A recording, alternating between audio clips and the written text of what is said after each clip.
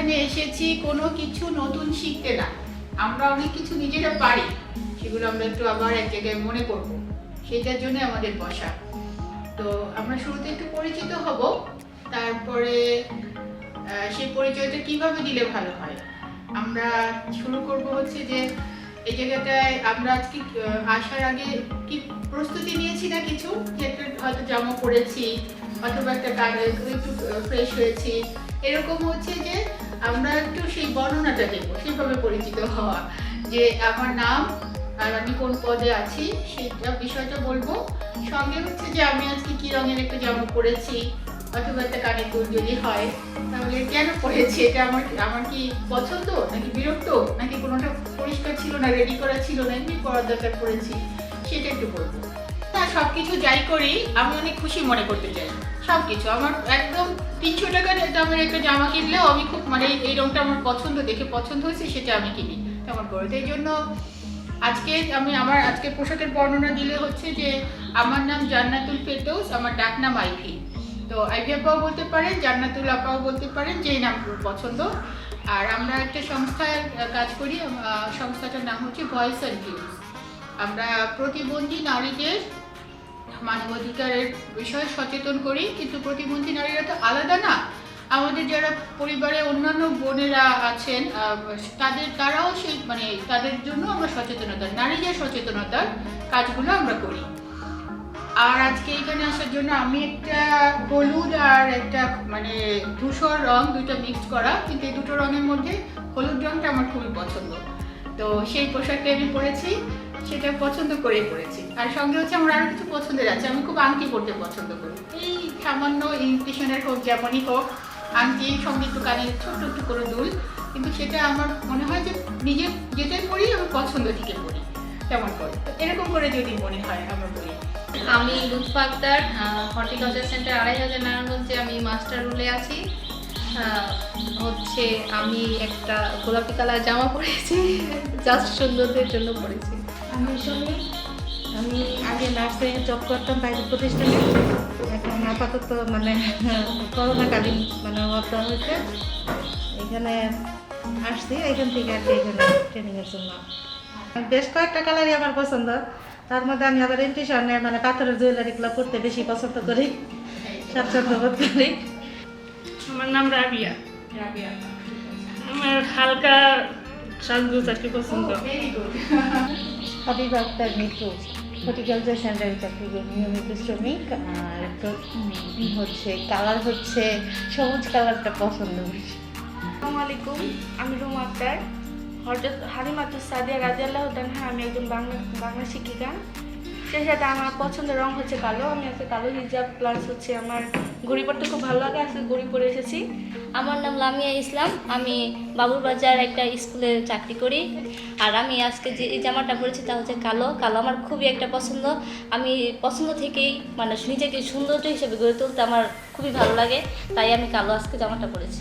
সাবিহা আক্তার, আমি কিছু করি না, বাসায় সেলাই মেশিন দিয়ে কিছু করার চেষ্টা করতেছি। আর আমি আজকে জাম কালারের একটা ড্রেস পরে আসছি, আর এই ড্রেসটা আমার খুব ভালো লাগে, এর জন্য আমি এটা পরে আসছি। আমার নাম মিম, আমি কিছু স্টুডেন্টদের পড়াই। আমি একটা জাম কালারের পরটা পরছি, এটা আমার খুব পছন্দের একটা কালার, তাই আমি পরে এসেছি। আসসালামু আলাইকুম, আমার নাম তামান্না আক্তার, আমি একটি ইন্টারন্যাশনাল স্কুলে জব করি। আমার কালো রং, আমার ফেভারিট রং কালো। আসসালামু আলাইকুম, আমার নাম হালিমা, ডাক নাম বৃষ্টি। আমি আজকে কালো একটা বই পরে আসছি, এটা আমার ফেভারিট কালো রং। আর আমি পড়াশোনা করতেছি, প্লাস সাথে স্টুডেন্টও পড়াই। আসসালামু আলাইকুম, আমার নাম জীবননেসা, আমি গৃহিণী। আমি আজকে কালো পর্দা পরছি, হিজাব পরছি, আমার কাছে ভালো লাগে। আসসালামু আলাইকুম, আমি তাইয়েবা আক্তার হানি, আমি আছি আফতাবেনাসা সরকারি প্রাথমিক বিদ্যালয়ের একজন সহকারী শিক্ষিকা। আমার প্রিয় রং হচ্ছে মেরুন। আমি আজকে যে শালটা পরেছি এটা আমি পছন্দ করে পরেছি। আসসালামু আলাইকুম আপা, আমি আবেদা আক্তার, আমি গৃহিণী। আমার পছন্দের রং গোলাপি, আমি একটা গোলাপি জামা পরে আজকে আসছি। আমি আসমা আক্তার, আমি জলধারা ফাইন আর্টসে ট্রেনার হিসেবে আছি। আমি একজন আর্টিস্ট। যেহেতু আমি রং নিয়ে কাজ করি, রঙের কথা বলতে গেলে আমার প্রায় সব রঙই আমার পছন্দ। আজকে যে রঙের ড্রেসটা আমি পরেছি সেটা আমার খুবই ফেভারিট একটা কালার। একটু চিন্তা করবো যে আমাদের এই রুমটাতে আজকে এসেছি, আমরা কি সুস্থভাবে আসতে পেরেছি? কারো কি পথে কোনো অসুবিধা হয়েছে? আচ্ছা, বাসে কোনো অসুবিধা হয়েছে? আচ্ছা, তারপরেও আমরা একটু মাত্র 3 মিনিট, হ্যাঁ, আমরা একটু একটা নিজেদের জন্য একটা ইয়ে করবো যে চোখটা বন্ধ করে একদম হাত পা যেভাবে রাখতে সুবিধা হয়, কারো আমরা এইভাবেও ভাঁজ করে রাখতে পারি, কেউ এরকম থাকতে পারি, অথবা চেয়ারে একটু হেলান দিয়ে বসে একদম রিল্যাক্স এরকম করে বসতে পারি। তেমন করে সেভাবে বসে আমরা চোখটা হালকা করে আস্তে করে বন্ধ করে চিন্তা করবো যে সকাল থেকে আসলে কতগুলো কাজ করে, হ্যাঁ, কী কী কাজ শেষ করে তারপরে বেলাটায় আসছি। কিন্তু আমরা আল্লাহ তাআলাকেই থ্যাঙ্কস দিব যে আল্লাহ তুমি তারপরেও আমাকে সুস্থ রেখেছো বলে আজকে জায়গাটা আসতে পেরেছি। কত কাজ ছিল, হ্যাঁ, কত হয়তো বাসায় কেউ অসুস্থ ছিল বা কারো বাচ্চাদেরকে রেখে আসতে হয়েছে, অথবা বাবা মা আসতে যেতে চাইনি, ছুটির দিনে কোথাও যাবা, হ্যাঁ, এখানে বাসায় থাকলে একটু আমরা ভালো রান্না করে খেতে পারতাম, আজকে বাইরে যাচ্ছ, অনেক কিছু তাদেরকে বুঝায় আসতে হয়েছে। সব কিছুর পরেও আমরা এই জায়গাটায় আসতে পেরেছি, এই জায়গাটায়। তার জন্য আমরা আল্লাহকে থ্যাঙ্কস দেবো যে আমরা শুরু করি, তাই না? আমরা একসঙ্গে সবাই করি, আমি বলি, কিন্তু যার যার জায়গায় যার যার পরিবারের চিন্তায় আমরা চলে যাব। তারপরে আমি যখন কথা বলে থামাবো, আপনারা শুধু একটা মনে হবে যে ওই এত কিছু জায়গার থেকে সমস্ত কাজগুলো ছিল, সব কিছুর পরে এই ঘরটাতে আসছি, এই ঘরটা আসলে কীরকম, এই ঘরটা আমার জন্যই আল্লাহ তাআলা আজকে আমি এখানে বসতে পারবো তার জন্য একটু জায়গা দিয়েছে। কাজে এই জায়গাটা এখন আমরা বসে আছি, এই জায়গাটা আমার অধিকার আছে বা আমার একটা যোগ্যতা দিয়ে আমি এই জায়গাটায় বসে আছি, হ্যাঁ। তো আমরা আল্লাহর কাছে থ্যাঙ্কস জানাবো বলে আমরা একটু একা একা নিজের সাথে নিজে কথা বলবো। তো আমরা সবাই একটু চোখ বন্ধ করি, একদম রিল্যাক্সভাবে বসে, আর আমার দিকে না, একদম নিজের মতো করে চুপচাপ চোখ বন্ধ করে, একদম সকালে যখন ঘুম থেকে উঠেছি তখন থেকে নিজের সময়টা চিন্তা করি যে ঘুম থেকে উঠে আমি ফ্রেশ হয়েছি, তারপরে বিছানার কাপড় সব গুছিয়ে যে কাপড়টা পরবো সেটা ঠিক করে রেখে, তারপরে রান্না করে গিয়েছি যে খাবার নিজে খাবো, পরিবারের সদস্যদের জন্য গুছিয়ে রাখবো, সব কিছু করে তৈরি হলাম। তৈরি হতে গিয়ে খুঁজলাম যে আমার আসলে কোন পোশাকটা পরলে আজকে ভালো লাগবে। তারপরে একজন আপু বলেছেন যে সবুজ রঙটা খুব পছন্দ, উনি একটা সবুজ হিজাব বের করেছেন। একজন আপু একটু হালকা সাজগোজ পছন্দ করেন, উনি সবার পরে গিয়ে এই পোশাকের সাথে কোন সাজটা সাজবেনই খুব খেয়াল করেছেন। যে আপু একটু গহনা পছন্দ, বের করে এই জায়গাটায় আসছি। কোন জায়গাটায় এসেছি আমি কিন্তু জানি না যে আজকে কি সেশন হবে, কিন্তু আমার সহকর্মী, আমাদের যে বোন লুৎফা, ও আমাদেরকে জানিয়েছে যে একটা সুন্দর প্রশিক্ষণ হবে, আমরা সেখানে নতুন কিছু শিখবো, জানবো, সেই একটা আগ্রহ নিয়ে আমরা এখানে এসেছি। জীবনে এই দুনিয়াতে সবচেয়ে প্রিয় যে জায়গাটা, ওই জায়গাটা আমি 1 মিনিট যেন আমি সেইখানে দাঁড়িয়ে আছি অথবা বসে আছি, আমি সেটা চিন্তা করব, একদম চোখ বন্ধ করে। এটা সবার যার যার নিজের। আমরা শুরু করছি 1 মিনিট। 1 মিনিট হয়ে গেছে, চোখ খুলতে পারি, সেশনে ফিরে আসি।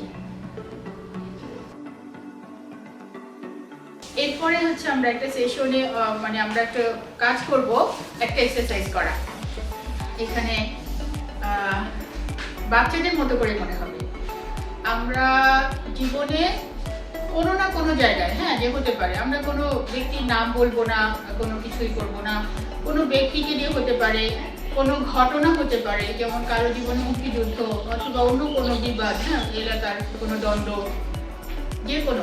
আমার জীবনে 2টা ভয়ঙ্কর ঘটনা, যে কোনো, সেই ঘটনাটা কি হতে পারে আমরা একটু সেইটাকে চিন্তা করব, করে আমরা কোনো একটা ছবি আঁকা অথবা যেভাবে পারি, অথবা একটা গল্প দিয়ে বলা, খুব ছোট্ট করে সংক্ষেপে যে ঘটনাটা কি ছিল, তেমন করে আমরা এখানে শেয়ার করবো। তার জন্য আমাদেরকে আসমা আপু একটু হেল্প করবে। আমরা কয়েকটা ছবি নিয়ে আসছি। একটা আছে বাঘ, সেই বাঘটাকে দেখে দেখে আমরা আঁকবো। হ্যাঁ, কিন্তু সেই বাঘের সঙ্গে হতে পারে, কারো হতে পারে বাঘের সঙ্গে একটা মানুষই একটা বাঘের মতো হাতে থাবা বা কিছু একটা। তা আমরা চেষ্টা করবো একটু আঁকতে। হ্যাঁ, তো তার জন্য আমরা একটু কাগজ কলম নিয়ে আসছি, কিছু জিনিস নিয়ে আসছি, তো সেগুলো আমরা করবো। সেগুলো আমরা এখন সবাই যাই যে এটা আমাদেরই কাজ, এটা কিন্তু অন্য কাউকে দেখাবো না, কে ফার্স্ট হয়েছে কে সেকেন্ড হয়েছে সেরকম না। কিন্তু জিনিসটা মাথায় রাখবো কি, ভয় পেয়েছিলাম, কোনো একটা ভয় হতে পারে যে একটা পথ দিয়ে যাচ্ছিলাম, ওই পথে কোনো লোকজন ছিল না, একদম একা একা ছিলাম, তাহলে আমি একা সেরকম থাকবো যে আমি ওই জায়গাটাকে ভয় পেয়ে বসে দিয়েছিলাম, এবং যদি সেটা দেখাতে পারি তাহলে অথবা যদি একটা ফাঁকা পথ শুধু সেটাই রাখবো। হ্যাঁ, তেমন করে। আর যদি বাঘটাকেই কারো মনে হয় যে ওই বাঘটাই আমি দেখে দেখে আসতে চাই, আর আমি বলার সময় বলবো যে না, আসলে কেউ একজন আমার জীবনে ক্ষতি করেছিল। হ্যাঁ, আমার সেটা শুধু যে মেয়েদের ক্ষেত্রে হয় যে সব ঘটনাগুলো আমরা মানে অনেক ক্ষেত্রে হয় যে পুরুষকে চিন্তা করে বলি যে অমুকে ক্ষতি করেছে বা, কিন্তু সেটার বাইরে অনেকে আছে। হ্যাঁ, যে অনেকে হতে পারে যে পারিবারিক দ্বন্দ্ব হতে পারে, আমি পড়তে চেয়েছিলাম, আমাকে হয়তো অমুকে আমার মানে নিজেরই হয়তো আম্মা বা আমার ভাবি বা কেউ হয়তো কি করেনি, উৎসাহ দেয়নি যে দরকার নেই তোমার পড়াশোনা করে কি হবে, জোর করে বিয়ে দিয়ে দিছে। যে কোনো ঘটনাই হোক, তার কারণে আমার একটা ক্ষতি হয়েছে, আমরা শুধু ওই একটা কিছু মনে করে আমরা লিখবো যে আমার জীবনে সবচেয়ে ভয়ঙ্কর দুটো ঘটনা, সেই দুটো ঘটনার মধ্যে আমরা ছবি দিয়ে প্রকাশ করবো।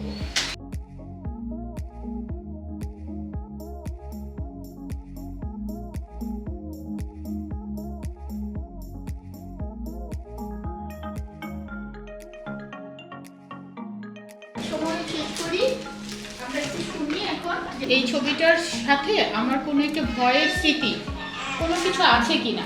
আমি গ্রামে যখন বেড়াতে আসছিলাম ছোটোবেলায়, তখন এরকমই মানে ওই শিশুটা আমি এখানে আসছি। মানে সবাই যখন খেলাধুলা করতেছিল, আমি আলাদা করে দড়ি খেলতেছিলাম বাড়ির সামনে। তো তখন একটা মানে সাপ দেখছি, যদিও সেটা মানে ভয়ঙ্কর ছিল না, কিন্তু আমার কিন্তু সাপটা দেখে তখন অনেক মনে হয়েছে অনেক ভয়। এই ছবিটা একজন মুক্তিযোদ্ধার, কিন্তু মুক্তিযুদ্ধ কিন্তু প্রথমে আমাদের একটা ভয় ছিল, স্বাধীনতার আগ পর্যন্ত অনেক ভয়ের ছিল, এখানে অনেক কষ্টের গেছে আমাদের দেশের মানুষের। তো এটা একটা মানুষের ছবি আমি মূলত মনে করি এই মুহূর্তে আমার ভয়ের বিষয়টা। তো আমি এক মানুষ দ্বারাই ক্ষতিগ্রস্ত হয়েছি, তো সেই ছবিটাই আমার এখানে ভেসে উঠছে। ভয়ঙ্কর ঘটনা বলতে মানে আমার চাকরির লাইফে ফার্স্ট যেদিন আমার মানে ওটিতে অ্যাসিস্ট করতে দেয় আর কি, ওই দিন মানে আমি অপারেশনের সেদিন আমার জীবনে প্রথম মানে ওটিতে স্যারের সাথে দাঁড়ানো ছিল। ওই সময় ফার্স্ট গল ব্লাডার অপারেশন ছিল। তো ওই অপারেশনটা করার সময় আর কি যখন মানে কাটার পরে মানে আমার তো ধরতে দিচ্ছে ইনস্টিটিউট দিয়ে, ধরার পরে দেখেছে ভিতরে কলিজাটা আর কি লাভ পারতেছে, যখন পিত্তথলিটা আর কি বের করবে, পিত্তে পাথর অপারেশন মানে গল ব্লাডার আমরা বলছি। তো ওইটা দেখার পরে মানে আমি ওইখানে মানে ওকে বইটা গেছিলাম। বাচ্চাদের সেক্ষেত্রে পড়ালেখা বন্ধ হয়ে যায়, সবাই একসাথে একদম বাচ্চারা বিষণ্ণতা হয়ে যায়, কি ওই সময়টুকু কীভাবে কাটানো, বাচ্চারা এত আতঙ্ক হয়ে যায়। সেক্ষেত্রে আমার ক্ষেত্রেও মনে হচ্ছে যে কোভিড আমার কাছে ও সব থেকে ভয়ঙ্কর। স্বপ্ন এখন পাবলিক ইউনিভার্সিটিতে পড়ার। আমি ঢাকা ইউনিভার্সিটিতে ভর্তি হবো, তখন আমার একটা ভয় কাজ করতেছে, আমি যে ওইখানে পরিবেশের সাথে যাব, ওইখানে ছেলে মেয়ে ওদের সাথে আমি কি খাপ খাওয়াতে পারবো, এই ভয়টা আমার আজও আছে। ম্যাম, আমি যখন ক্লাস 6-এ পড়ি তখন খুব ছোট ছিলাম। আমার একটা চাচাতো বোন ছিল, সে অনেক ছোট, ক্লাস 1-এ পড়ে সে। তো আমি নদী দিয়ে প্রকাশ করছি, আমাদের বাসায় আর কি পুকুর। তো সন্ধ্যার সময় আমার চাচাতো বোন হয়তো বা হাত মুখ ধুইতে গেছে, তো তখন পানিতে পড়ে গেছে, কিন্তু ওইখানে কেউ ছিল না।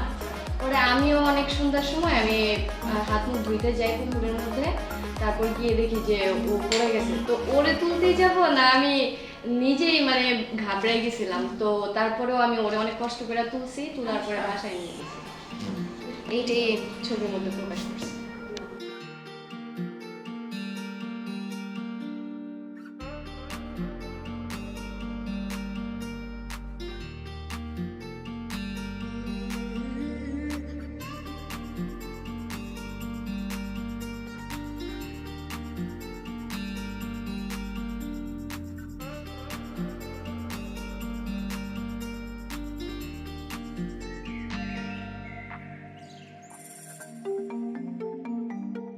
আমরা এই কাজটা আজকে কেন বসেছি, মানসিকভাবে ভালো থাকা, কারণ করোনা মহামারী পুরো বিশ্বেই সারা দুনিয়ার মানুষের চাকরির অনেক সমস্যা হচ্ছে, উপার্জনের সমস্যা হচ্ছে, তার মধ্যে নারীদের তো বেশি। হ্যাঁ, যে মানে বিশেষ করে যেখানে 5টা চাকরি ক্যান্ডিডেট হয়তো 50 জন, দেখা যাবে যে সে 5টার 4 জনই পুরুষ পাচ্ছে, একজন শুধু নারীদের রাখতে হবে, নামের মাত্র রাখা। তো সেটা সারা পৃথিবীতে জোড়া চলছে। এখন আমাদের দেশেও তার প্রভাব থাকবে, আমাদের সব শহরগুলোতেও থাকবে, অন্যান্য জেলাগুলোতেও। তাহলে কি আমরা বেঁচে থাকবো না? চাকরি পাচ্ছি না বলে বেঁচে থাকবো না? আর সবসময় কি আমরা কোনো কারণে দুশ্চিন্তা থাকবো যে আমার তো চাকরি নেই? তাহলে আমি কিভাবে মনের জোর ফিরে পাবো? তার জন্যই আসলে আমরা চিন্তা করবো যে আমার কি কি কারণে টেনশন লাগে, কি কি কারণে ভয় লাগে। হ্যাঁ, আমি যদি সেই ভয়গুলো বের করি, লিস্ট করি, যে আমার টাকা নেই, আমার এই যে যেমন আমাদের একটা বোন বললো যে আমি ওই পরিবেশে মানাতে পারবো কিনা, এটা শুনে ওর দেখা গেছে যে পড়ার দিকে মনোযোগের থেকে ওর যখন পড়তে বসে ওর শুধু আতঙ্কটা চলে আসে। কেউ যদি বিজনেস করতে চায়, অনলাইন বিজনেস করতে চায়, অনেক রকম টেনশন আসবে যে মানুষ কি বলবে। হ্যাঁ, আমি লাইভ করতেছি, হয়তো অনেকে মানে লাইভে আমাকে কেমন দেখাবে, কেউ বলবে যে আরে তোমার মেয়ে তো এখন লাইভ করতেছে, কিন্তু কি যখন হিজাব করে লাইভ করে নাকি হিজাব ছাড়া লাইভ করতেছে, কত রকম প্রশ্ন আসে নিজের কাছে, নিজের মনের কাছে। কিন্তু সেগুলোকে লিস্ট করে যদি নেই আমরা কাগজে, যেরকম আমরা করেছি, তারপরে যদি আমরা চিন্তা করি তাহলে আমি কিভাবে করবো? আমার তো বেঁচে থাকাই লাগবে, আমার তো কিছু না কিছু টাকা উপার্জন করা লাগবে, কিন্তু খুব ভদ্রভাবে সৎ পথে। তো আমাকে তো কেউ এসে দিয়ে যাচ্ছে না, তাহলে আমি কিভাবে করবো? তখন নিজের মত থেকে খুঁজবো যে এই ভয়গুলোকে একটু দেখি না পারি কিনা কাটাতে। সেটার জন্য আমরা এখানে বসেছি। হ্যাঁ, আচ্ছা, আমরা এখন হচ্ছে যে ছবিটা আঁকা কমপ্লিট হয়নি সেটা আঁকবো। হ্যাঁ, কিন্তু তার সাথে অন্য একটা সুন্দর করে এখন আঁকবো হচ্ছে যে আমরা জীবনে কি করতে চেয়েছিলাম। আমার জীবনে কোনো একটা আশা ছিল,